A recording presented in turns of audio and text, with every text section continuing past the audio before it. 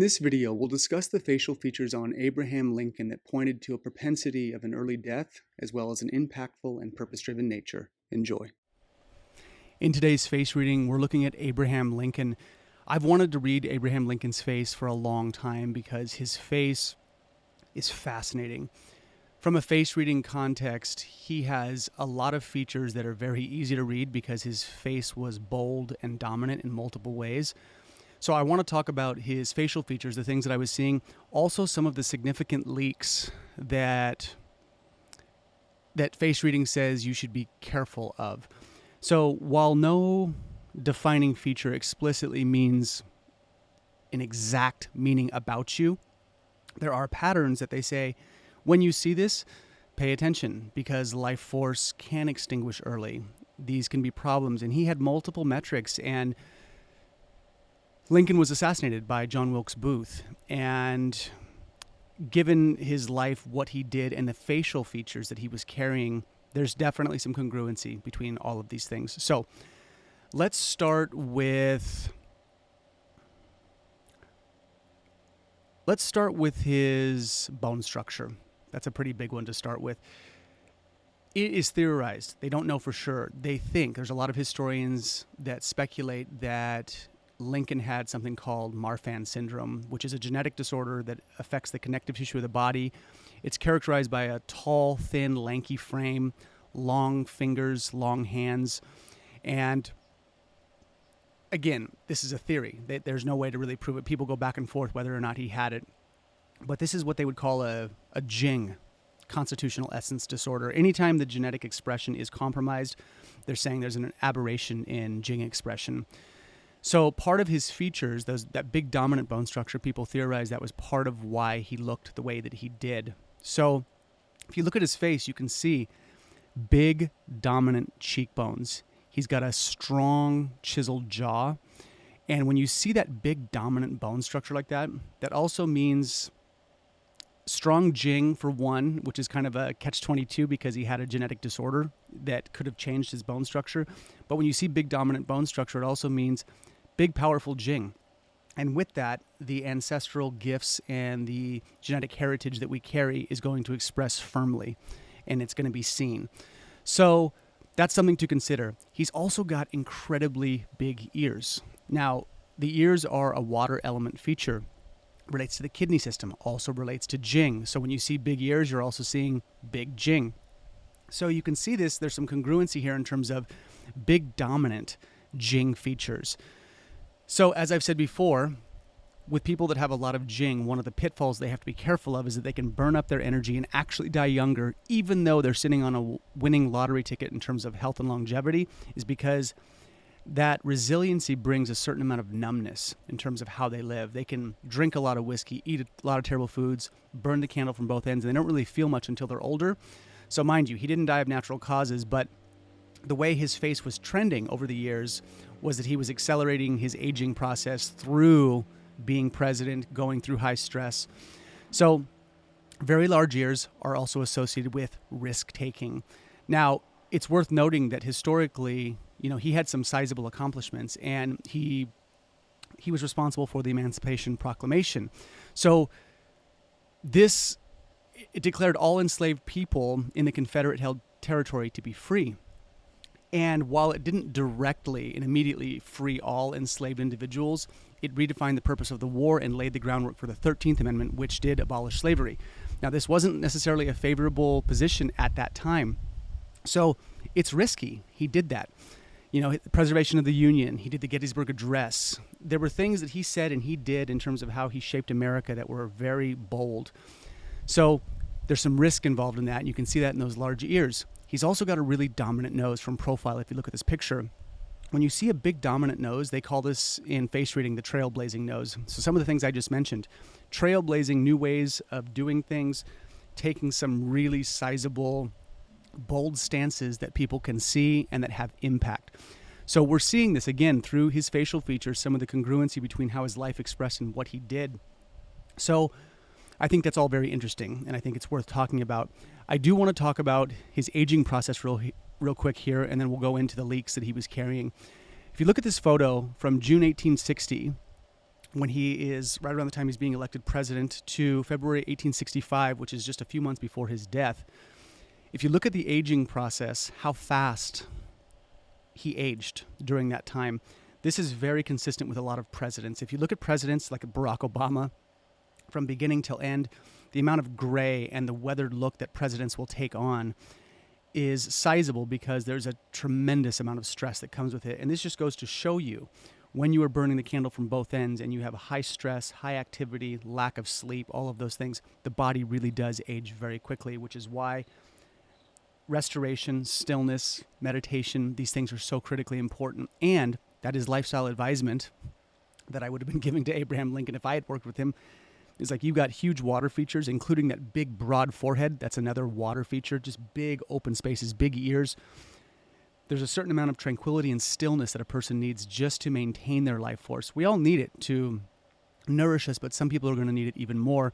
So, Lincoln was definitely someone that I would have been pushing him towards that. But again, you can really see the aging process of what goes on and the story that the face tells. So you have to think, a person looks very weathered after being president. Abraham Lincoln here looks very weathered during the course of these years.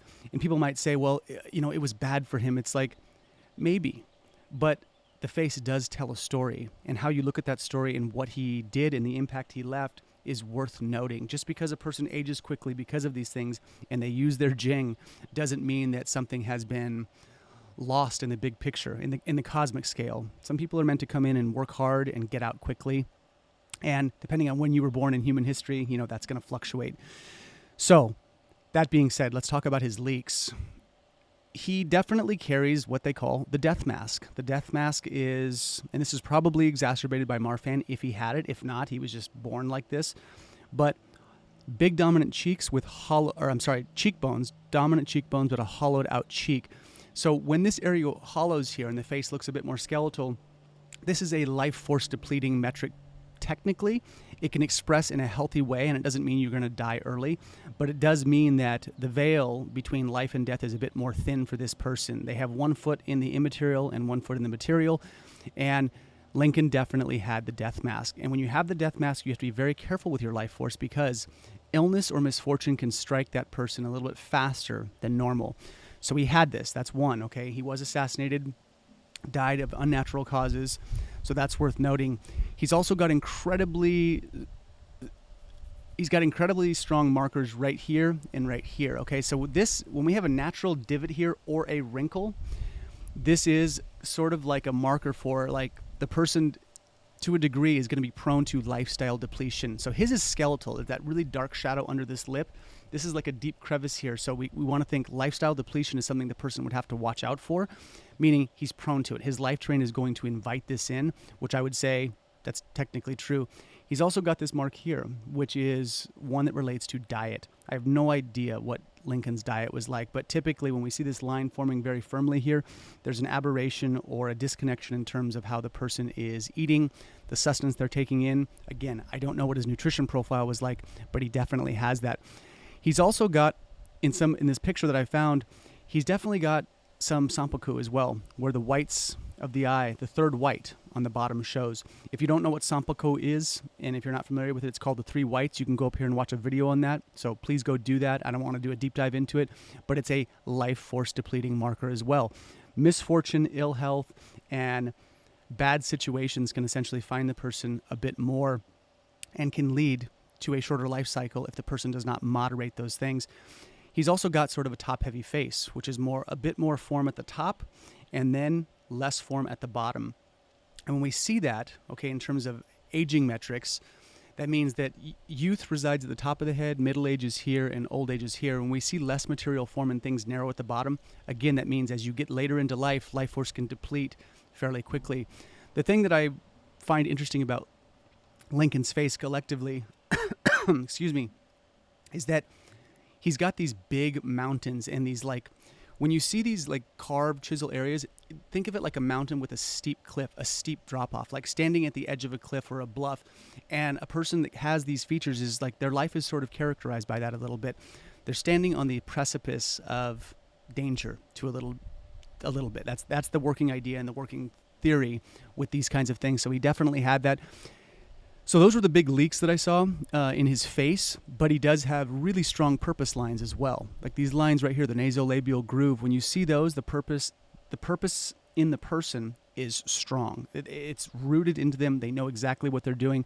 So again, you can see some really powerful metrics in terms of how Lincoln lived and like the dominance of his face. The last thing I'll leave you with is his public persona, natural face, and inner persona. I mean, this, a picture speaks 1,000 words or tells the story very, very well. So when you look at his face, the inner persona and the public persona, these are two different people. His public persona is very wide. There's a huge accessibility, especially in the mental sphere. And what this would point to in face reading theory is the ideas of that person in the public sphere typically are going to be wide and accessible and, in theory, well received. Not all of his ideas were well received, but they did have impact and they did last. So his public persona is very wide, okay? And in the sense of the political sphere, that was good for him. Now his inner persona, more sedate, closer set eyes, a completely different face. And you can really see the asymmetries in his skeletal structure as well. The inner persona is a lot more direct, narrow-eyed, and there's something in that look that's like, he means business, but he's also calm and steady about what he's doing. Again, I'm not a historian. I don't know all the ins and outs of Lincoln, but when we see sizable differences between the public persona and the inner persona, this is a sign of usually conflict to a degree. There's a lot that's going on in terms of how the person is expressing to the external world and what they're actually feeling on the inside. And when things are this different, okay, from the public persona to inner persona, when there's that much of a discrepancy between the two, this too can be a life force depleting metric because it's a lot of work to juggle two different characters. And the thing is, both of these characters played a role in his life. And for your face, if I was to do this with your face, same thing. You have to learn how to play with these two characters and like how to use them and when to use them, because if you rely on one or the other, it's life depleting. But Lincoln had some very, very powerful features, left a really sizable mark. And collectively, when I say, dominant faces are easier to read, his face screams these signals loud and clear, and I find that very interesting. So that's what I've got for Abraham Lincoln. If any of you have questions, please put them down below. And if there's someone else you'd like me to read, please let me know. Thanks.